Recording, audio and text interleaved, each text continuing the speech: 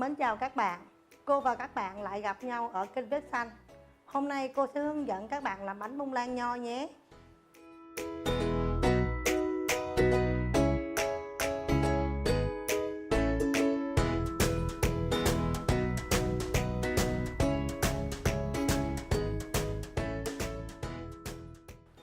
Để thực hiện món bánh này, nguyên liệu của chúng ta gồm có 200g bơ lạc, 200g đường, 5 quả trứng gà, 5g bột quế, 5g bột nổi, 50g sữa tươi, 100g nho khô, 50g rượu rum, 225g bột mì.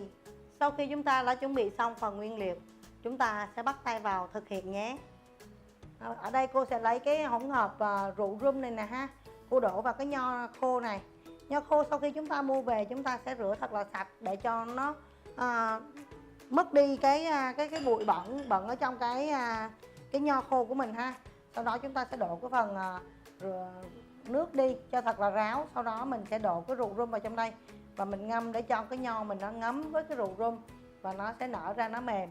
Các bạn không có ngâm nho với nước nhé, vì khi các bạn ngâm nho với nước thì mình bỏ vô trong bánh mình nướng á, thì phần nước nó vẫn cứ giữ ở trong nho, thì cái phần nước đó nó sẽ dễ làm cho bánh của mình mau bị hư ha. Các bạn bỏ rượu thì rượu nó sẽ bay hơi khi mà gặp nhiệt ha, thì nó sẽ không có vấn đề gì trong cái hỗn hợp bánh của mình, mà mình bỏ nó qua một bên. Cô sẽ cho phần bơ lạc vào trong cái âu này ha. Kế tiếp cô sẽ cho phần đường vào đây và cô sẽ đánh bông trắng cái phần bơ này lên. Các bạn lưu ý là mình sẽ để bơ ở nhiệt độ phòng nhé các bạn. Sau đó chúng ta sẽ đánh bông bơ với đường lên. Mình đánh thật là bông lên ha.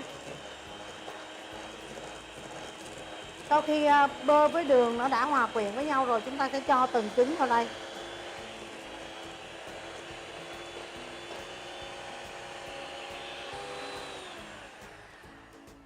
Cô sẽ tắt máy và vét cái phần trên cái thành âu này xuống nha.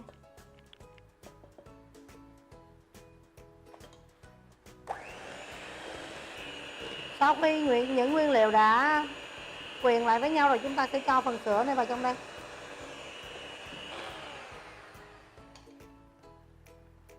Ở đây cái phần bột mì của chúng ta ha, cô sẽ cho phần bột nổi vào trong đây. Bột quế thì bột quế tùy theo các bạn ha, mình bạn nào thích thì mình sẽ bỏ là 5g. Mình không có ăn được bột quế thì mình sẽ giảm bớt lại là còn khoảng từ 1 cho tới 2g mấy bạn nha. Và cô sẽ cho từ từ vào trong cái hỗn hợp của mình. Và một cái mẹo nho nhỏ cho các bạn nha, khi các bạn cho cái hỗn hợp khô như vậy vô ha, có nghĩa là bột á, mà các bạn không có cho cái thanh đánh của mình á, cái que đánh của mình là sâu xuống dưới, vì khi cái sâu xuống dưới như vậy là cái không khí ở trong cái máy nó tỏa ra sẽ làm cho cái bột mà văng lên rất là nhiều ha. Vậy thì bây giờ mình sẽ cầm cái cây ở trên mặt thôi mấy bạn ha, cầm cái cây ở trên mặt thôi. Khi mà cái hỗn hợp bột mà nó hòa quyện với nhau rồi thì chúng ta sẽ đưa cái cây xuống dưới ha.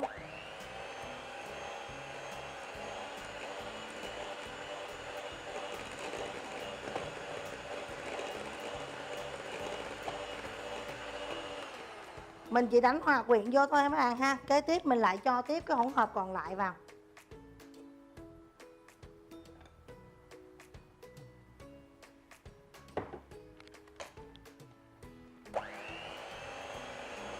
Mình đánh thật nhanh tay mấy bạn nha.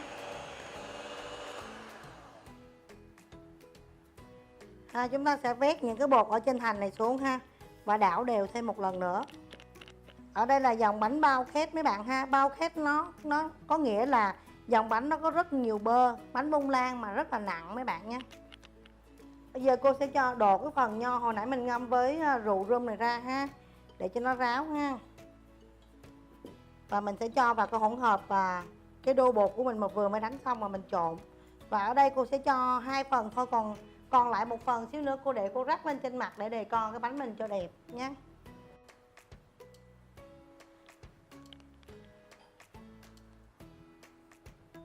Các bạn nhớ là mình trộn thôi nha mấy bạn, mình không khuấy nha, mình chỉ trộn thôi. Bây giờ chúng ta sẽ cho vào khuôn ha. Khuôn bây giờ hồi nãy cô cũng đã thoa bơ và mình sẽ lót một cái miếng giấy chống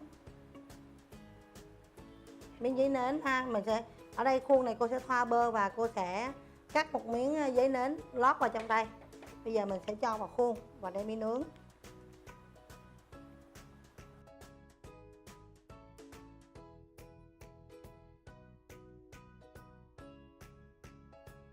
Bây giờ mình sẽ dàn đều cái hỗn hợp này ra. Kế tiếp mình sẽ cho cái hỗn hợp mà cái phần nho khô mà hồi nãy mình chừa lại đó ha. Thì bây giờ cô sẽ cho lên đây để cô decor trên phần mặt để cho đẹp ha.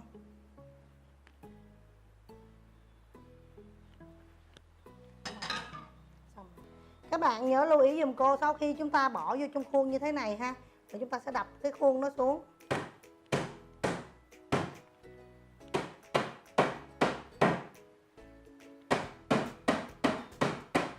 Rồi chúng ta sẽ cho vào lò nướng.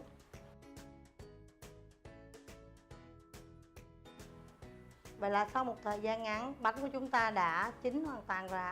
Chúng ta sẽ lấy ra khỏi lò và mình trang trí nhé.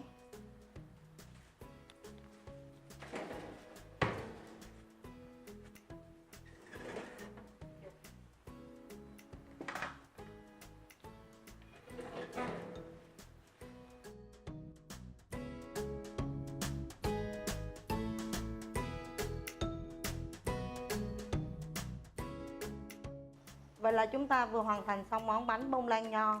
Chúc các bạn thành công sau khi xem clip này.